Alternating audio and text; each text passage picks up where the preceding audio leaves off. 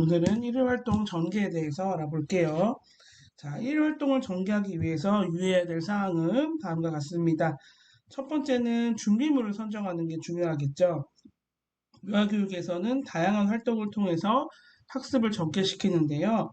교사는 한 가지 개념을 전개시키기 위해서 유아가 가장 흥미있고 동기 유발이 될 수 있는 활동을 선택해야 됩니다. 예를 들면 노래, 그림 그리기, 손요이, 과학활동, 현장학습 체험, 동화 듣기, 게임 등 여러 가지 활동을 한 가지 개념을 전개시키는데 함께 사용할 수 있습니다. 생활주제 가족 단원에 대해 일일 활동을 구성할 경우에는 일일 활동의 소주제가 아빠가 될 수 있고, 이날의 새놀이는 아빠 힘내세요. 이야기 나누기 주제는 아빠가 사용하시는 물건, 게임은 아빠 되어보기, 동화 듣기는 세상에서 제일 힘센 수탉 등에 대한 수업을 전개해 나가게 되는 것입니다. 그 다음에는 일단 활동이 선정되면 교재의 종류를 선택합니다. 실물을 사용할 것인지, 그림을 사용할 것인지, 상징적인 표상을 사용할 것인지를 결정합니다. 유아는 실물 자료를 제공해 주는 것이 가장 적절하지만 주제가 코끼리다. 코끼리를 교실에 데려올 수는 없겠죠. 그럴 경우에는 사진 자료나 또 사진 자료가 여의치 않을 때는 그림 자료. 또 요즘은 매스미디어의 발달로 동영상이나 컴퓨터 자료로도 교재를 채색할 수 있습니다. 다음은 집단 형성을 고려합니다. 대소집단 중 선택을 합니다. 보다 심도 있는 주제를 계획한다면 소집단을 해야 하고, 창의성을 발현되는 수업을 한다면 개별 집단도 고려해 볼 수 있겠습니다. 이 집단 구성에 따라서 이제 이거를 자유선택 활동 시간에 하느냐, 아니면 집단 단위 수업 시간에 하느냐가 결정되겠죠. 만약에 내가 오늘 우리 반 아이들 20명을 데리고 5명씩 소집단으로 요리 활동을 하겠다. 그러면 5명씩 30분 잡으면 2시간 동안 자유선택 활동 시간을 주고 30분씩 데리고 선생님이 4번의 수업을 전개하게 됩니다. 다음은 학습 경험을 위한 환경을 조성해야 합니다. 학습 활동을 실제로 전개할 장소를 결정해야 되는데 원으로 모여 앉을 것인지 아니면 강당에서 할 것인지 또 소집단으로 책상에 모여 앉을 것인지를 결정해야 합니다. 다음은 제시 형태를 결정합니다. 교사가 중심이 될 것인지 유아 자신이 선택하도록 할 것인지를 결정하는데 계획 단계에서 가장 효과적인 제시 방법이 연구되어야 합니다. 다음은 동기 유발의 형태를 결정합니다. 동기 유발을 할 수 있는 전략은 유아 집단의 성격이나 활동에 따라 다양하게 전개되어야 합니다. 동기 유발 방법은 연령에 따라서도 다양하게 나타나는데 어린 연령인 경우 인형을 사용한 역할극 시연을 선호하고 연령이 높은 경우에는 말놀이를 선호합니다. 즉 1일 교육 활동을 전개할 때는 유아교육기간의 하루 일과를 미리 고려하여 일일 계획을 구성해야 합니다. 교사는 항상 유아교육기간의 일정과 행사를 체크하여 반 운영의 일과 계획을 하고 운영해야 합니다.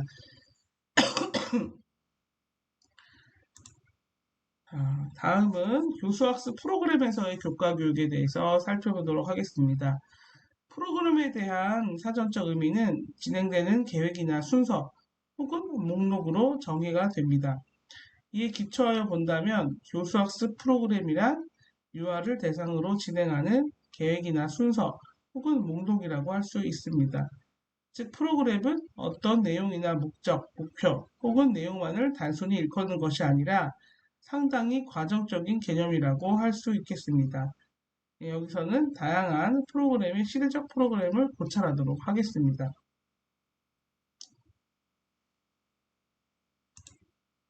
첫 번째로 활동 중심 통합 교육 과정이 나옵니다. 대부분 우리나라 유치원에서 많이 채택하고 있는 교육 과정이기도 합니다.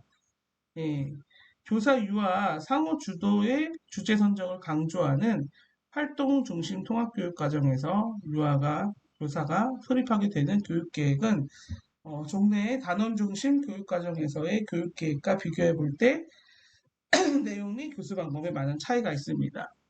활동 중심 통합 교육 과정에서 교사가 수립하게 되는 연간 교육 계획안은 연간 교육 주제 목록안, 주제별 연관 활동 목록안, 활동 영역별 연간 활동 계획안을 내용으로 합니다. 활동 중심 통합 교육 과정에서는 전통적 단원 중심 교육 과정에서 사용하는 월간 계획, 주간 계획, 일일 계획이라는 용어 대신 안이라는 용어를 사용하는데 그 이유는 교육 내용이나 그 실시의 시기가 미리 결정되지 않았다는 것을 의미하기 위함입니다. 그래서 연간 주제, 교육 주제 목록안을 보면은 1년 동안의 유아교육 기간의 교육 과정에서 다루게 되리라고 예상되는 주제와 주제별 방사선형 주제 계획안들이 총괄적으로 열거되어 있습니다.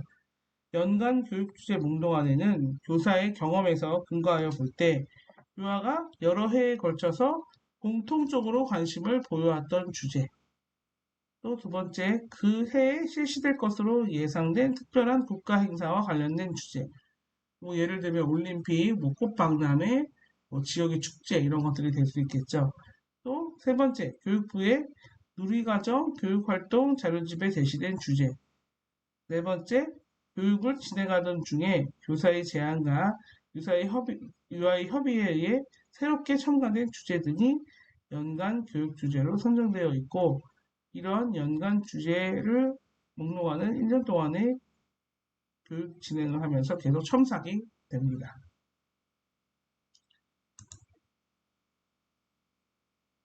이러한 활동 중심 통합교육과정의 연간 주제 목록안은 선정된 주제의 도입 전개 시기를 특정한 월, 주, 일로 명시하지 않는 특징이 있어요. 즉, 교사는 교육계획 수립 시 연간 교육 주제 목록을 1, 2학기로 분류한 다음 어떤 주제가 어떤 시기에 진행될 때 가장 효과적일 것인지를 예상하여 계획을 세우지만 주제 도입 시기를 고정시켜 놓지는 않습니다. 그것은 활동 중심 통합교육 과정에서는 어떤 주제의 도입 시기가 교사에 의해서 일방적으로 고정되는 것이 아니라 유아의 자연스러운 흥미 유발, 또 유아의 제안과 합의, 교사의 제안과 합의에 따라 융통성 있게 결정되기 때문입니다. 다음은 주제별 연관활동 목록안입니다. 연관활동 목록안이란 특정 주제와 연관된 활동들의 총체를 말합니다. 주제별 연관활동 목록안을 수립함에 있어서 교사는 유치원의 교재교구 목록과 영역별 활동 목록을 참고로 하여 특정 주제와 연관된 활동들을 1차 선정한 다음 활동 영역들 간의 균형과 통합이 잘 이루어지도록 활동을 재조직합니다. 주제별 연관 활동은 개별적으로 이루어지는 경우도 있고 또 집단적으로 이루어지는 경우도 있는데 집단의 규모는 활동의 종류, 내용 및 방법에 따라 대집단, 중집단, 소집단으로 나누어집니다.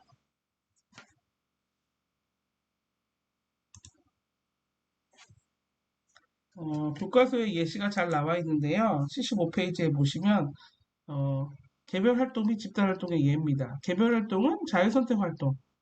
그래서 이 활동은 활동 영역에서 이루어지고 개별적으로 일어나죠.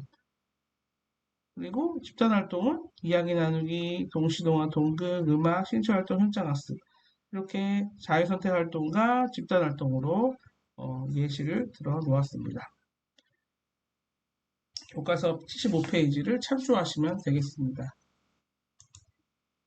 다음은 활동 영역별 연간 활동 계획안입니다.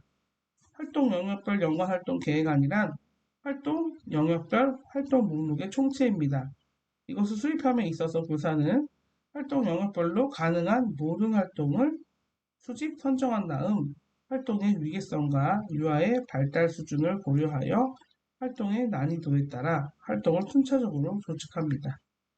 활동 영역별 연간 활동 계획안은 주제별 연간 활동 계획안 수립 시 참고 자료로서 유용하게 사용될 뿐만 아니라 교육과정 진행 중에 주제와 관계없이 유아에게 제공해야 할 활동들을 선정하는 데 있어서 지침이 됩니다.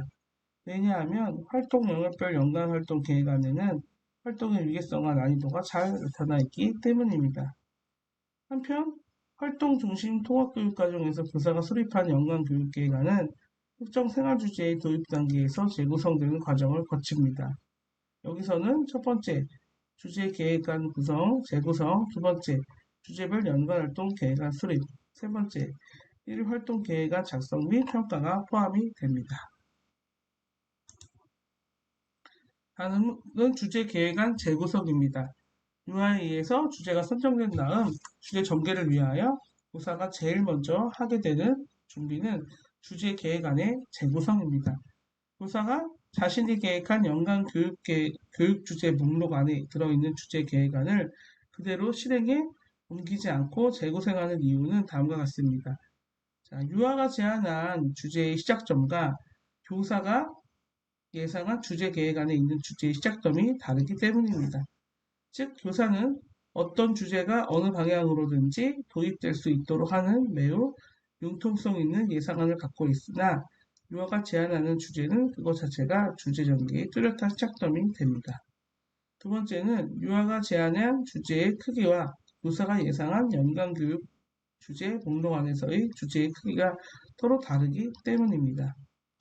세 번째는 유아가 제안한 주제의 크기와 교사가 예상한 주제 계획 안에서의 주제의 크기가 서로 같은 경우라 할지라도 주제가 도입된 시기에 따라 주제와 관련된 유아의 선 경험 정도가 매우 다르기 때문에 주제 전개 내용에 있어서의 증감이 요구되기 때문입니다.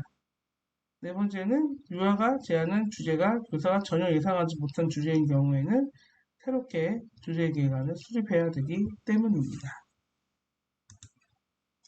다음은 몬테소리 유아교육 과정이에요. 자, 몬테소리 유아교육 과정의 교육 이론은 동네의 전통적인 개념의 발달에서 탈피한 새로운 유아를 발견하라는 요록에서 시작되었습니다. 네, 몬테소리는 유아 관찰을 통하여 발견한 아동 안에서 유아의 흡수 정신과 민감기 지니고 있고 이러한 능력이 집중과 반복을 통해 정상화되는 과정을 바로 교육이라고 주장했습니다. 네, 흡수 정신은 유아는 이제 스펀지와 같다고 보았어요. 그래서 선생님이 해주는 이제 교육 활동에 따라하지 않아야 될 부분까지 다 흡수가 되는 경우가 있어요. 예를 들면 선생님 머리가 길어가지고 아이들 교구 시험 보일 때마다 머리를 넘긴 거예요. 어느 날 보니까 스포츠 머리 남자아이가 넘길 머리도 없는데 머리를 넘기는 것까지 흡수를 해서 교구 시범을 보이고 있는 걸 보고 이 진짜 흡수 정신이 굉장히 뚜렷하구나. 또 아이마다의 민감기가 있다고 보았어요. 어떤 아이는 뭐 질서에 대한 민감기 아니면 뭐 한글을 읽고 쓰는 거에 대한 민감기 아이마다 민감기가 있는데 그걸 얼마나 캐치를 하고 관찰을 해서 건드려 주느냐에 따라 이제 민감기를 잘 활용할 수가 있겠죠. 또 몬테소리에서는 정상화라는 개념을 썼어요. 이거는 비정상 정상에 대한 개념이 아니라 유아가 스스로 기쁨이 충만해서 성공감을 맛보는 그런 순간을 정상화라고 하였습니다. 네, 몬테소리는 잠재력을 지녔다고 봤어요. 유아의 기본적인 바라보는 관점이 성선설이에요.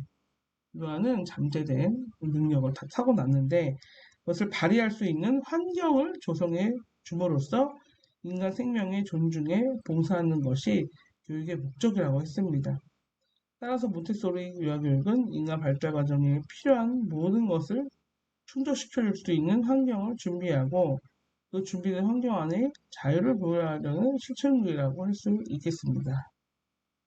그래서 이제 교과서에 쭉 나와 있는 내용이 있는데요. 네. 살펴볼게요. 자, 교육 목적은 유아 발달 수준의 적절한 교재와 교구를 사용해서 유아가 스스로 독립적이고 성장해 나갈 수 있도록 하는 것입니다.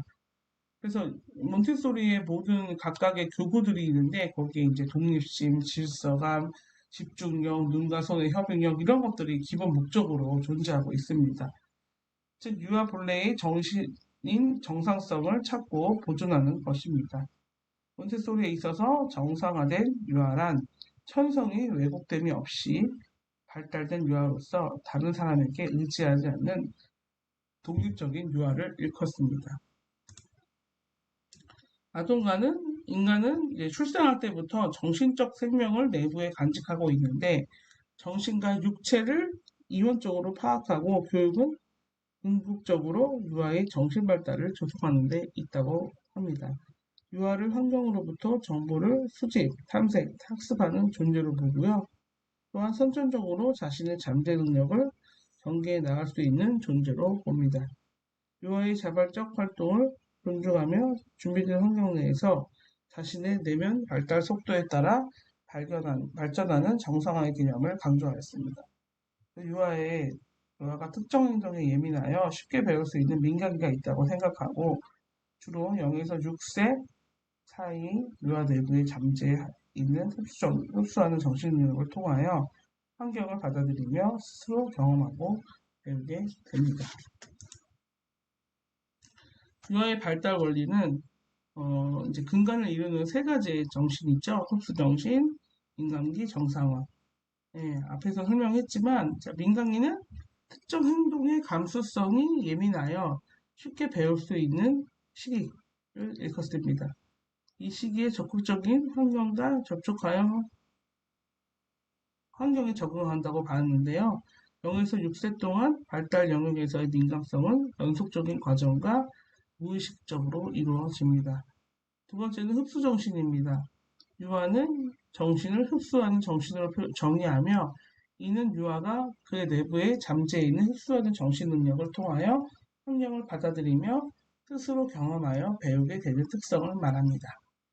마지막으로 정상화는 유아가 그 유아를 위해서 준비된 환경 안에서 작업을 선택하고 목적 있는 작업과 연결되어 집중을 하고 그 작업을 완성하면 저절로 생기는 현상입니다.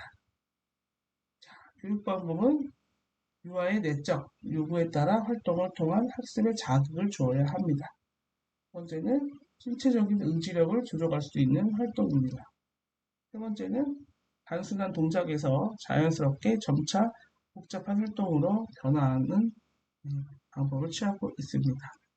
그래서 처음에는 쉬운 시범에서 점점 단계가 높아지는 세팅할 때도 환경도 그래요. 왼쪽에서 오른쪽으로 갈수록 크고 복잡한 작업. 무거운 것들은 위에서 아래로 아래 칸에 무거운 부분을 세팅을 해놓습니다. 교수 원리란 궁극적으로 교육과정을 통해 일어나기를 바라는 목표를 달성하기 위해 유념해야 할 교수 방법을 의미하는데요. 처음에는 이제 고립화의 원리예요. 고립화란 유아 발달에 있어 각 부분의 다른 부분과 상호 관련되어 있는 가운데 각 부분이 구조, 역할, 본질 등을 추출하여 그 부분의 완전한 활동을 기대하는 것입니다. 특히 본질적인 특성은 특징을 명백하게 함으로써 서로 관계하는 것에 새로운 힘이 장래 성인으로서 사회에 공헌할 수 있는 능력을 개발하는 데 있어서도 필수적인 원리로 보았습니다. 몬테소리 교육에서 배려되는 고립에는 감각 자극의 고립, 개념의 고립, 혼란의 고립, 환경의 고립 등이 있습니다. 두 번째는 자기훈련입니다. 자신의 의지에 따라 선택적인 활동을 할 수 있는 자기훈련입니다. 유아가 관심을 가지고 있는 대상을 선택하여 집중하고 자기훈련의 기회를 가졌을 때 요구에 대한 집중 능력을 기를 수 있게 된 것이라고 봅니다. 자기 훈련 발달은 두 가지로 분류되는데 하나는 내적인 훈련의 개발로 유아와 교육과의 관계이며 다른 하나는 외형적인 훈련의 개발입니다. 자, 교육 내용은 일상생활 훈련, 감각교육, 산수교육, 언어교육, 문화교육 5가지가 있어요. 일상생활의 연습은 기본적인 운동 습득을 가능하게 해주고 의지력의 단련, 독립심, 자립심, 집중력의 양성, 교사와 유아 간의 신뢰관계의 확립에 도움을 줍니다. 일상생활의 습관은 이 토대로 감각교육을 행하게 되는데 감각교육은 산수, 언어, 문화교육의 기초로 간주됩니다. 몬테소리 감각교육의 16개는 옹기둥, 오지, 분홍탁, 갈색 계단, 빨간 막대, 색깔 옹기둥, 색판, 기하도형과 카드, 기하 입체, 우성삼각형, 촉각판, 문각통, 중량판, 비밀주머니, 소리통, 미각병, 후각통, 기타 2항식 입방체, 3항식 입방체, 음감벨이 되겠습니다. 일상생활 훈련에서는 개인관리, 환경관리, 사회적 관계, 동작의 조정과 또 분석이 포함됩니다. 언어 교육에는 읽기, 쓰기 교육이 포함되고 종이 글자, 알파벳, 언어 카드 등의 교구가 있어요. 수학 교육에서는 수의 소개, 헛셈, 뺄셈, 홀셈, 나눗셈의 기본 공식의 학습, 분수 및 기하의 도입 등의 활동이 있고요. 문화 영역에는 사회와 인간, 습관예술, 문학, 생물, 지리, 기술, 음악에 관한 활동들이 포함되어 있습니다. 다음은 교사의 역할입니다. 유아의 발달 단계와 흥미에 맞게 준비된 환경을 마련해 주는 일입니다. 몬테소리 교사는 아이들 집에 가고 난 다음에 바빠요. 환경 세팅을 해야 되기 때문에. 또 매주 금요일마다 이제 교실에 놓여 있는 쟁반을 다 씻고 그릇도 닦고 매트도 빨고 청결한, 그다음에 아이가 교구를 만지고 싶게 매력적으로 세팅하는 데 되게 주안점을 두고 있습니다. 다음은 관찰자로서의 역할을 합니다. 또 촉진자로서의 역할을 하고요. 그 다음에 유아에 대한 존중을 기본으로 가지고 있습니다. 그래서 유아를 방해하거나 작업을 선생님의 임의대로 중단시키지 않습니다. 그리고 유아 스스로 시행착오를 통해 오류를 깨닫도록 해주는 것도 교사의 역할입니다. 네. 자, 교구 특성은 순서적으로 되어 있고요. 잘못에 정정이 되어 있어요. 또 교구마다 특별한 목적이 있고요. 단순한 것에서 복잡한 것으로 진행해 나갑니다.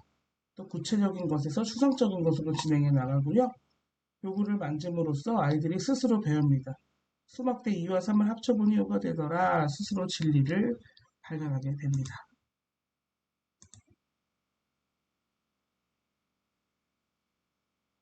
안녕하세요. 라온 몬테소리입니다. 지난 시간에는 몬테소리 여사의 일생과 또 이 교육의 탄생 배경에 대해서 알아보았는데요. 이번 시간에는 몬테소리 교육의 목적과 중요성에 대해 알아보도록 하겠습니다.